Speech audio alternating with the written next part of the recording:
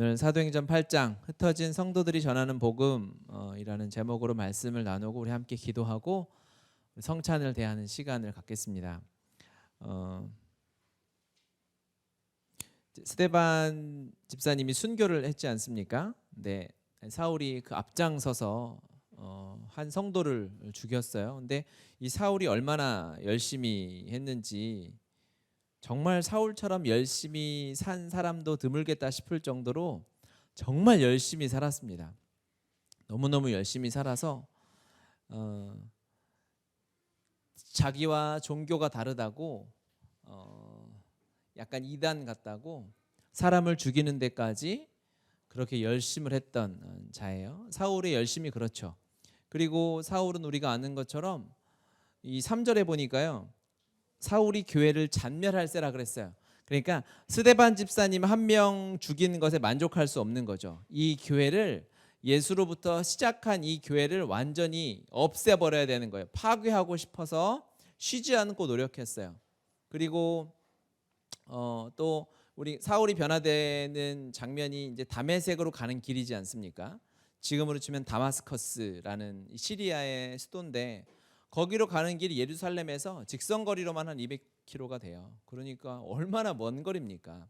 차가 있었던 시대도 아니고 그곳까지 교회가 있다는 소식을 듣고 그곳 다메섹에 있는 교회를 파괴하고 없애려고 그곳까지 열심히 달려가는 사람이었어요, 사울이.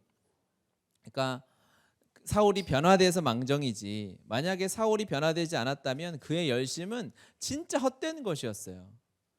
열심히 산다고 다 좋은 게 아니라 무슨 방향으로 무엇 때문에 열심히 사느냐가 정말 중요한 거죠. 헛된 것을 위해서 열심히 살면 나중에 허무함만 돌아오고 인생이 부도맞는 수표같이 되는 거 아니겠습니까? 그런데 올바른 방향으로 열심히 살아야, 그래야 하나님이 기뻐하시고 하나님이 주시고자 하는 복을 다 누릴 수 있다는 것입니다. 나는 올바른 방향으로 열심을 다해서 살고 있는가를 봐야죠. 그러니까 전 세계에서 우리나라 대한민국 사람들이 정말 열심히 살잖아요. 근면성실을 하기로는 유명하지 않습니까? 여러분이 다 그렇다는 건 아니고 게으른 사람도 있지만 전반적으로 평균적으로 봤을 때 우리나라가 근면성실하니까 전쟁 끝나고 5, 60년 만에 이렇게 엄청난 경제 대국을 이루었지 않겠어요? 일하지 않고서는 이게 쉽지 않은 거거든요. 학생들도 얼마나 열심히 공부를 합니까?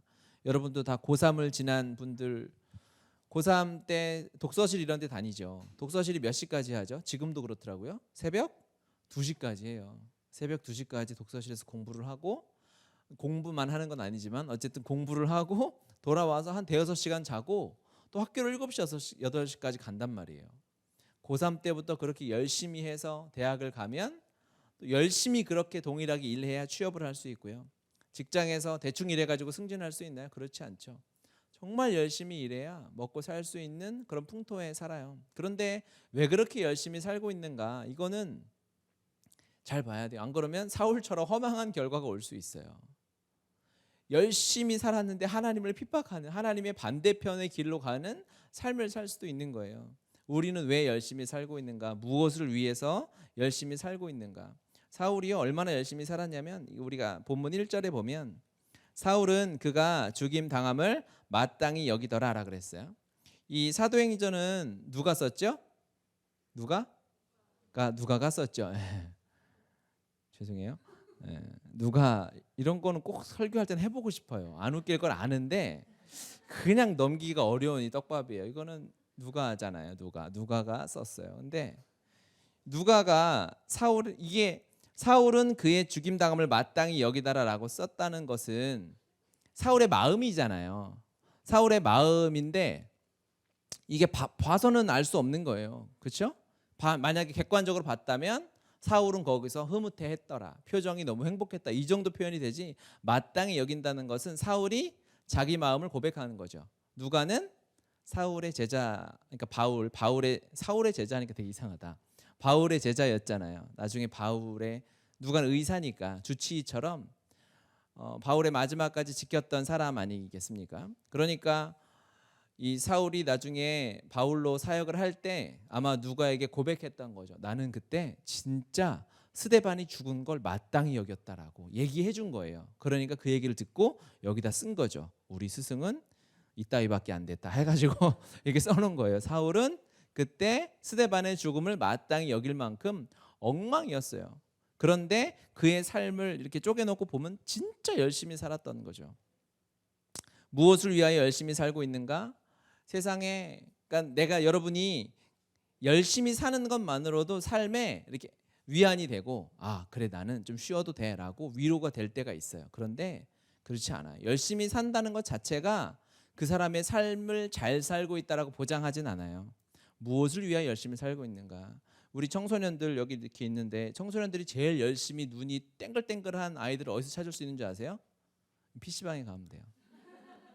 가면 저는 뭐 갈 일이 별로 없지만 한 1년 전에 한번 가봤어요. 이렇게 시간이 있어 뭐 해야 돼가지고 갔는데, 와, 여러분 그곳에서의 열심과 집중력은, 그걸 조금만 방향을 틀으면 바로 선교사가 나오고, 조금만 방향을 틀으면 노벨상을 받을 수 있겠다.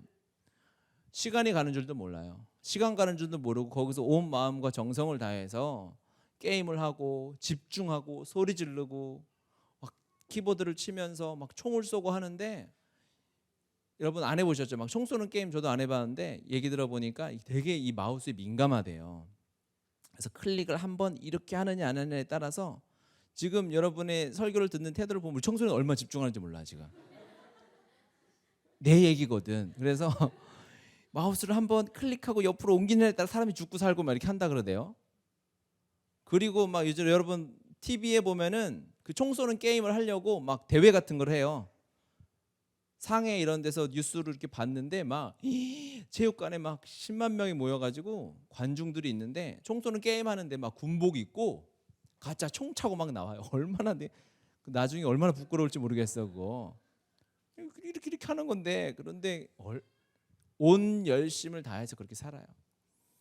뭐 프로게이머라는 요즘에 직업도 있지만 그런 것을 떠나서 내가 PC 앞에서 게임하면서 열심을 다했다고 그 삶이 잘 살았다고 아무도 얘기 안 하죠. 방향과 목적이 틀리면 안 되는 거예요. 내가 무엇을 위하여 열심히 살고 있는지가 잘 점검돼야 됩니다. 포레스트 검프라는 영화가 너무 옛날 영화긴 한데 그런 영화가 있었어요. 그 영화가 뭐냐, 포레스트 검프가 어느 날 그냥 달리고 싶어서 달리잖아요. 그랬더니 그게 막 뉴스에 나오고 그러면 사람들이 그 사람을 따라서 막 달려요. 근데 막 뉴스 기자가 포레스트 검프가 막 달리는데 옆에서 같이 뛰면서 막 인터뷰를 하죠.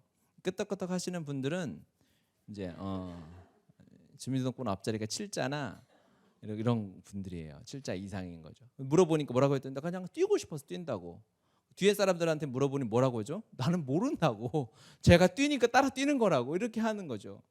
그러니까 우리나라의 많은 사람들이 왜 열심히 사는가, 공부를 그렇게 열심히 하고 왜 좋은 대학을 보내려고 하는지 그걸 보면요, 옆 사람이 하니까 하는 거예요. 이 사람이 뛰는데 나도 안 뛰면 불안하니까.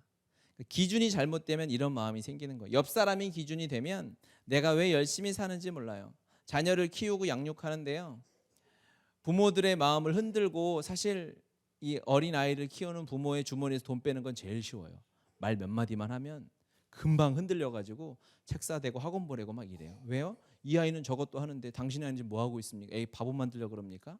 막 이렇게 해버리면 순식간에 엄마들이 나는 불쌍한 엄마다 해가지고 막 아이에게 내가 헌신해야 되겠다 그러고 이렇게 하는 거죠.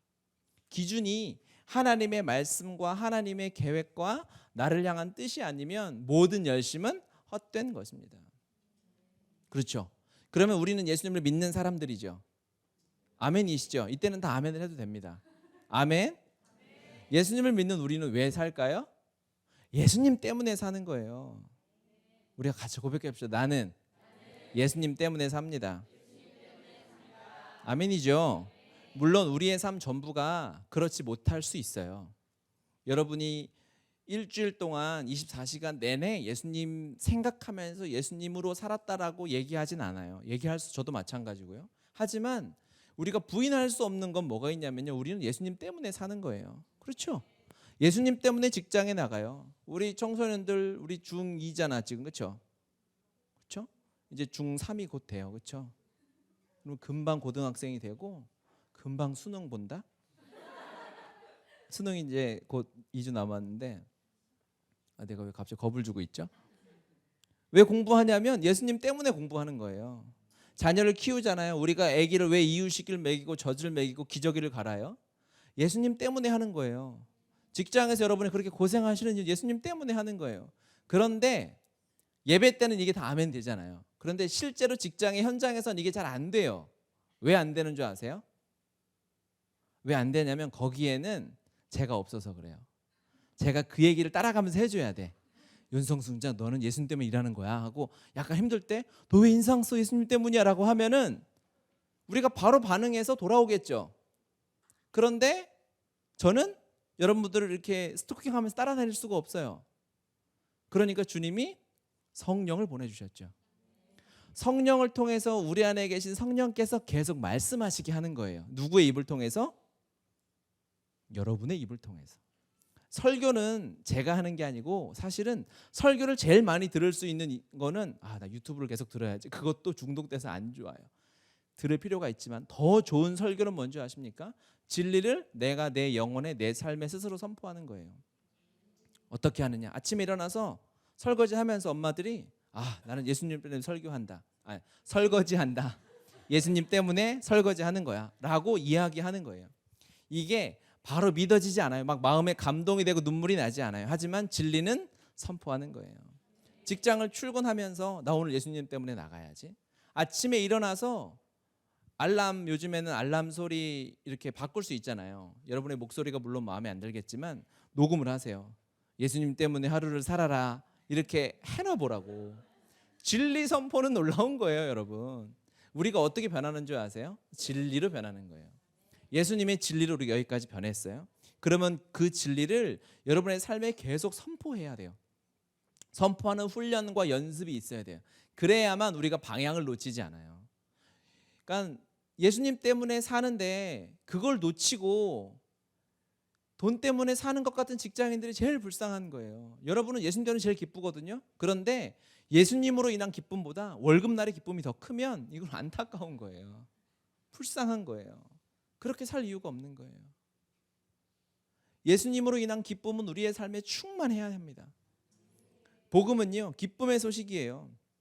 진리 선포를 우리가 잘 안 되지만 이제 훈련해야 합니다. 여러분 스스로에게 내 영혼에 선포하는 것, 이것을 정말 잘했던 사람이 누군지 아십니까? 두 글자, 다로 시작해요. 다윗이죠. 그의 시편은 계속 자기 영혼에 선포하는 거예요. 내 영혼아 낙심하지 말아라. 누가 들어요? 그 굴속에서 사울을 피해서 도망다니는 그곳에서 누가 듣습니까? 하나님 들으시고 내 영혼이 들으니 주님 일하시겠구나라는 생각에 계속 선포하고 다니는 거예요.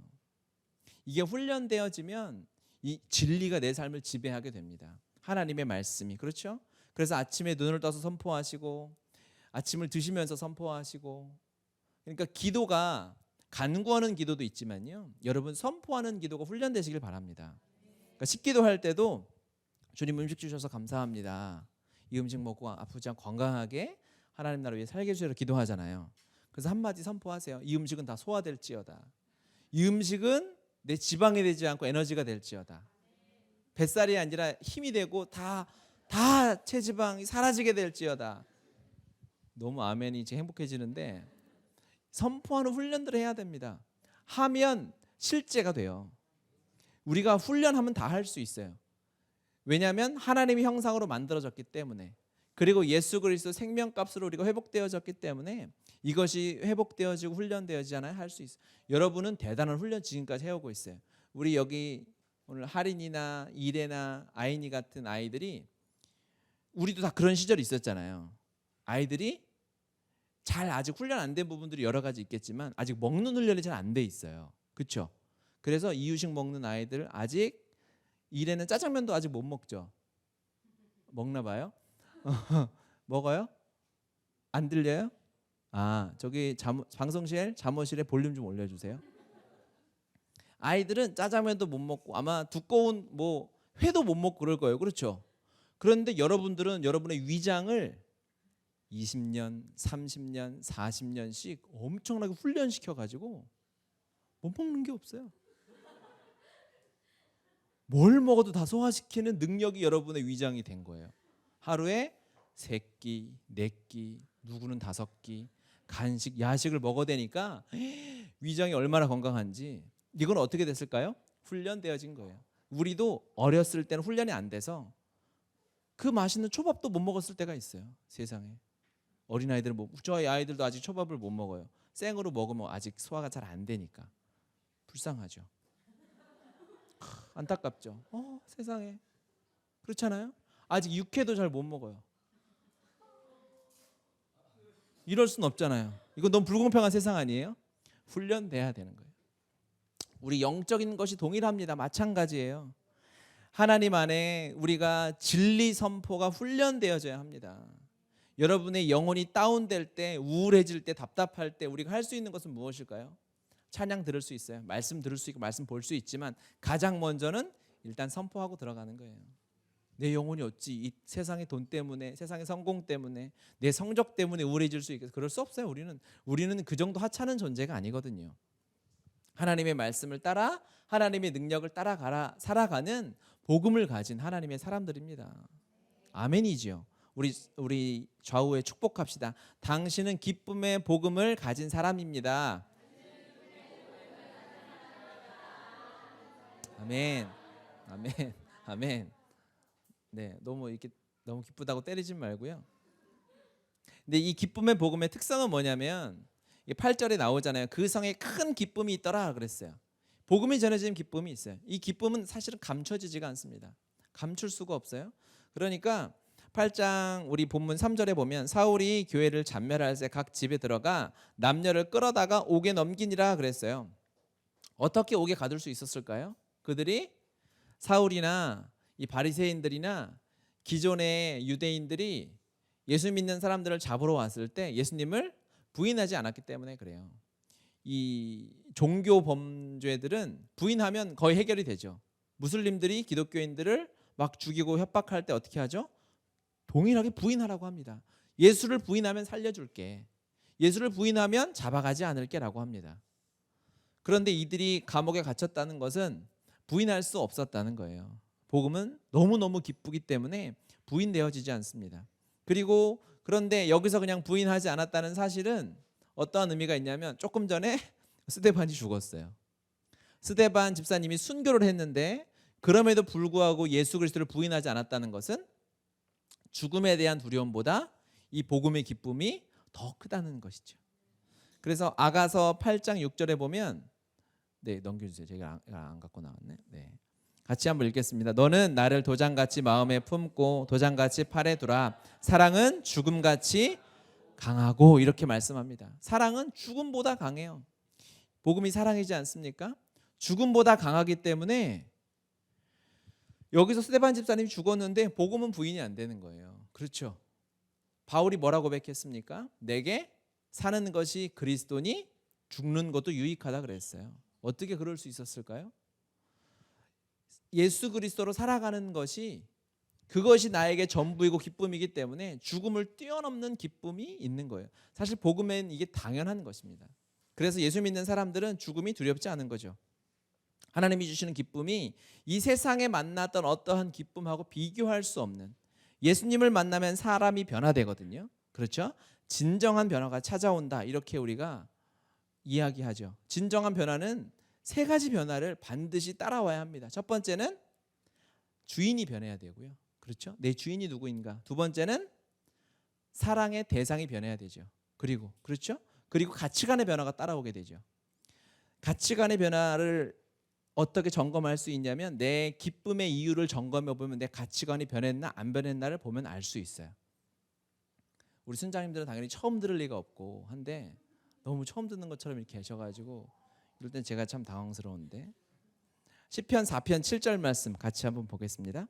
시편 4편 7절 주께서 내 마음에 두신 기쁨은 그들의 곡식과 새 포도주가 풍성할 때보다 더하니이다. 뭐라고 고백하냐면 주님이 주신 기쁨이 곡식과 새 풍년이 들었어요. 내가 돈을 많이 벌었습니다.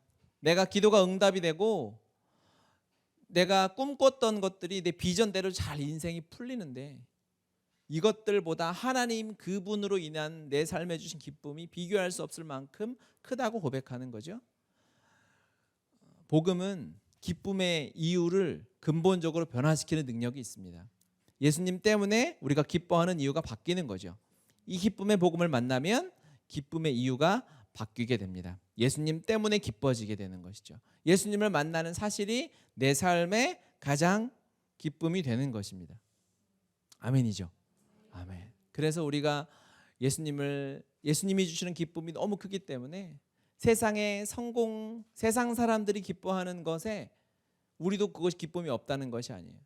감사하고 기쁘지만 예수님이 주시는 이 구원의 감격과는 비교할 수 없는 기쁨을 누리며 살아가게 되는 것입니다. 우리 안에는 그 기쁨이 있는 줄 믿습니다. 아멘.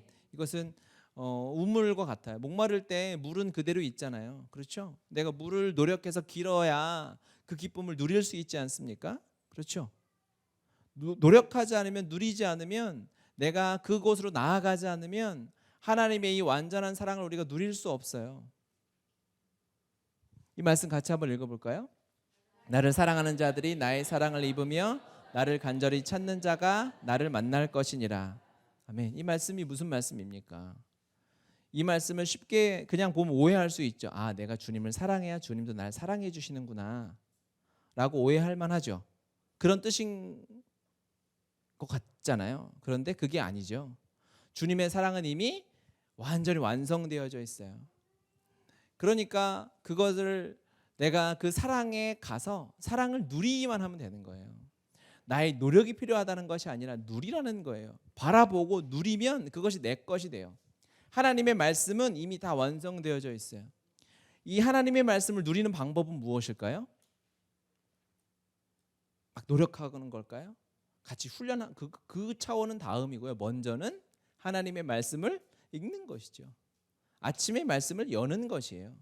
열기만 하면 은혜가 오는 거예요. 근데 열지 않으면 도저히 답이 없는 거죠. TV가 있습니다. 저기 TV가 있죠. 여러분 집에 다 TV가 있으시죠? 여러분 핸드폰에도 TV가 있어요. 요즘에 TV는요. 케이블을 연결해 놓으면 채널이 막 100개, 200개 막 이렇게 되더라고요. 그렇죠? 그럼 TV를 꺼버리면 아무것도 나오지 않아요. TV를 켜기만 하면 거기서 내가 원하는 거를 밤새도록 24시간 365일 계속 방송을 해줘요. 누릴 수 있는 거예요. 전기 코드가 있어요. 전기 코드에는 저걸 가지고 이 마이크도 쓸 수 있고요. 밥도 할 수 있고요. 에어컨도 돌릴 수 있어요. 꽂기만 하면. 저기는 이미 준비가 다 되어 있어요. 우리가 전기를 생산할 필요가 없다고요. 자전거를 굴러가지고 막 전기, 발전기 이런 것도 막 체험하고 하잖아요. 그럴 필요가 없이 이미 다 되어져 있는 거예요. 코드를 꽂기만 하면, 전원을 올리기만 하면, 그 사랑 앞에 나아가기만 하면, 그러한 결단을 주님 앞에 드리기만 하면 하나님의 사랑을 다 누릴 수 있다는 거예요. 그러니까 우리가 이걸 이 전기 코드를 꼽아서 하나님의 이 전기를 누리는 것이 노력이라고 할 수 있을까요? 이 전기를 만든 노력에 비하면 아닌 거죠. 그렇죠? 아니면 여러분이 전기를 생산하시겠어요? 그게 되겠냐고요. 원자력 발전을 돌리든지 수력 발전을 돌리든지 이게 안 되잖아요. 그런데 나는 이 코드 꼽는 게 너무 힘들어서 나는 할 수 없어. 난 에어컨을 켜기 너무 힘들어. 이게 되겠습니까? 말도 안 되는 거예요. 그걸 노력이라고 할 수 있어요? 이 표현이 바로 그것입니다. 나를 사랑해라. 하나님을 사랑하는 마음은 그냥 아주 간단하게 내 시선을 말씀으로 돌리고 십자가로 돌리고 내가 주님을 바라보고 내 삶의 입으로 선포하기 시작하면 이제 이 어마어마한 전기를 다 누릴 수 있는 코드 꼽는 것과 똑같아요. 꼽아놓으면 오는 거예요. 하나님의 말씀이 그것이에요. 이 말씀은 66권밖에 안 되지만 우리가 이 작은 말씀인 것 같지만 이 말씀에 전원을 올리고 우리의 코드를 꽂고 연결되어지면 이곳에 담겨있는 이 무한한 하나님의 말씀이 내 삶에 매일매일 공급이 되어져요. 아멘입니다. 아멘이죠. 그 수고를 하지 않으면 안타깝게도 누릴 수가 없는 거예요. 전기는 계속 흐르는데 하나님의 축복은 이 땅 가득 은혜가 흐르는데 그냥 흘러가는 거예요. 누리지 못하는 거예요. 하나님의 말씀 앞으로 여러분 초대합니다. 하나님의 말씀을 누리시기 바랍니다. 펴기만 하면 돼요. 펴고 말씀 앞에 집중하기만 하면 돼요. 여러분 큐티를 이제 하잖아요. 이제 11월이 되고 이제 12월이 되면 우리가 또 내년을 준비하면서 기본적으로 우리 교회는 세 가지를 하지 않습니까? 첫 번째는 말씀을 이제 어떻게 큐티를 하겠다고 결단을 하잖아요. 한 적이 있어요. 그런 적이 세상에 우리가 다 해서 제가 서약서까지 친필로 다 사인 받아놓은 자료가 아직도 다 있어요. 전 상처받지 않아요. 그랬어요. 그리고 또 재정에 청지기로 살겠다고 결단하고 또 이제 금식을 해야 되니까 금식 수련회를 앞두고 또 기도 제목을 쓰면 하나님께 서원하고 결단하지 않습니까?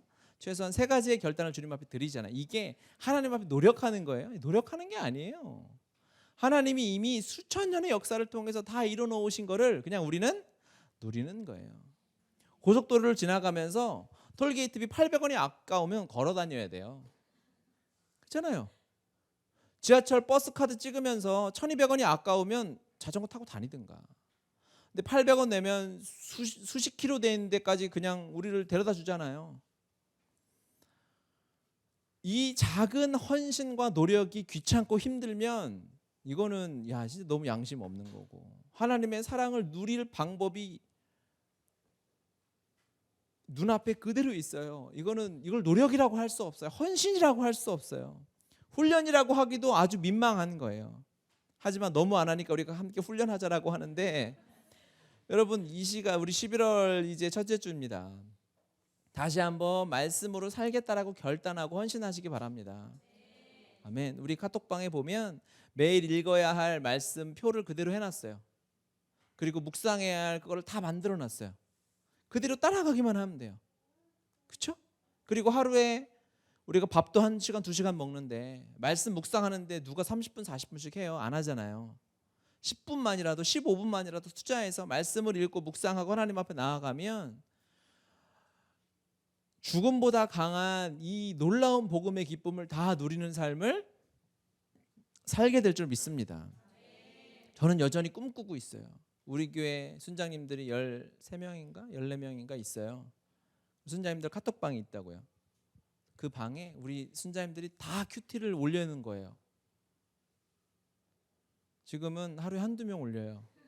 근데 짰는지 또 돌아가면서 올린. 그러니까 그래서 일단 뭐 읽든 안 읽든 저도 올리죠. 그 자체가 제게 훈련이고, 그게 제가 하나님의 복을 누리는 방법이에요. 너무 부럽지 않아요? 목사니까 또 안 올리면 사람들이 어떻게 생각할까 봐 억지로라도 하게 되잖아요. 제가 억지로 큐티할 때 있을까요? 있어요. 여러분, 억지로 기도할 때 있을까요? 있어요. 매번 말씀 앞에 막 기대감으로 성령 충만해서 눈물 뚝뚝 흘리면서 말씀을 보지 않아요. 오늘도 큐티 올려야지.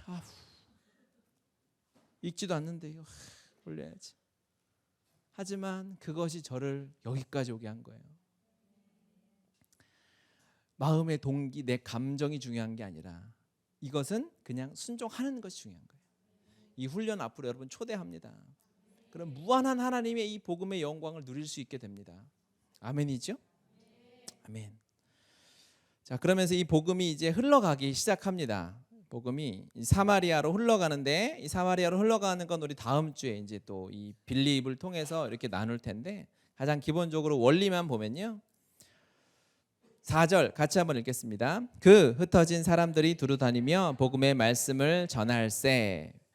이렇게 이야기하죠. 이제 죽었어요. 죽음 때문에 사도들이 예루살렘에 있다가 자기의 고향으로 돌아가고 또 고향을 버리고 흩어지게 됩니다. 그런데 거기서 사울의 열정을 알아요. 거기서도 전하면 죽을 걸 알지만 복음을 전할 수밖에 없는 거예요. 너무 기쁘고 행복하니까. 그래서 흩어진 사람들은 그곳에 가서도 이 기쁨의 복음을 전합니다. 기쁨의 복음이 전해지니까 이 기쁨의 복음에는 너무 많은 게 담겨져 있어요. 내 삶에 기쁨만 주는 게 아니라 나의 삶을 완전히 전인적으로 완전히 바꿔버립니다. 나의 영혼이 새로워져요. 그렇죠? 그래서 나의 영혼은 매일 영생을 누리면서 천국 소망을 가지고 살아가요. 나의 혼적인 생명이 바뀌어요. 그래서 나의 생각이 바뀝니다. 나의 우울함이 떠나가요. 공황장애가 떠나가요. 답답함이 떠나가고 불면증이 떠나가고 나의 정신이 온전히 하나님만을 바라보고 내 생각이 전부 성령의 생각으로 지배되게 되죠. 성령이 임하시면 바뀌는 것 중에 하나는 우리의 생각이 바뀌는 거예요. 생각이 바뀌면 말이 바뀌게 되죠. 또 하나, 이 기쁨의 복음은 우리를 전인적으로 치유하니까 영을 바꿨으면 혼을 바꾸고 그 다음에 육체를 바꾸죠. 육신의 질병도 강건함을 얻게 되는 기적이 나타나는 거예요. 우리가 이것만 강조하면 문제겠죠. 예수 믿으면 너 병 다 나, 건강해져, 그러니까 교회 나와, 이렇게만 하면 문제겠지만 이게 실제로 있는 일인데 얘기 안 할 수는 없는 거예요. 보니까 7절, 많은 사람에게 붙었던 더러운 귀신들이 크게 소리 지르며 나가고 또 많은 중풍병자와 못 걷는 사람이 나으니 라고 했습니다.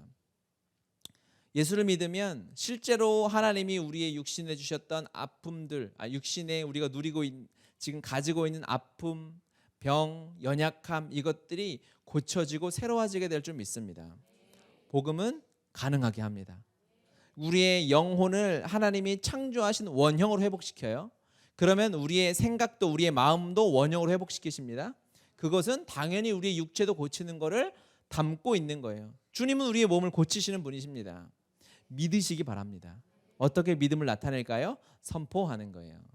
육신이 아픈 사람들, 연약한 분들 선포하시기 바랍니다. 선포하면 고쳐질 거예요. 그렇다면 무엇일까요? 내 육신에 연약함이 있다면 하나님의 복음의 능력을 경험하는 기회로 삼으시기 바랍니다.